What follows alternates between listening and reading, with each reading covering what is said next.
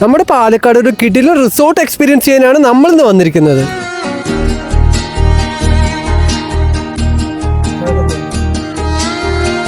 ഇവിടുത്തെ mud house എല്ലാവരും പോയി നോക്കേണ്ട സംഭവം തന്നെയാണ് കേട്ടോ. ഇത് കംപ്ലീറ്റ്ലി മഡ് കൊണ്ടാട്ടോ ഉണ്ടാക്കിയിരിക്കുന്നത്. അതുകൊണ്ട് തന്നെ ഉള്ളിൽ കയറുമ്പോൾ നല്ലൊരു ഫീൽ ആയിരിക്കും. ഓൾസോ ഇതിന്റെ അകത്ത് തന്നെ ഒരു പ്രൈവറ്റ് പൂള് കൂടെ ഉണ്ട്.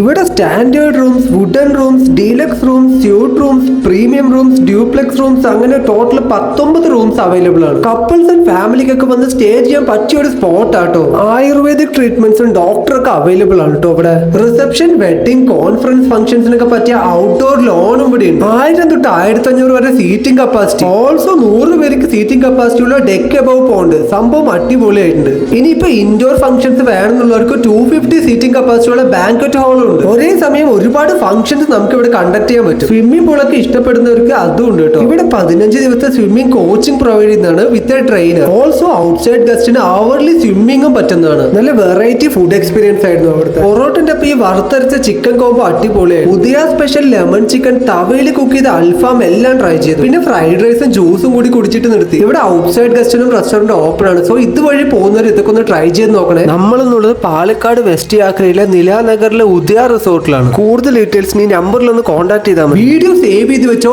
എന്തായാലും ആവശ്യം വരും.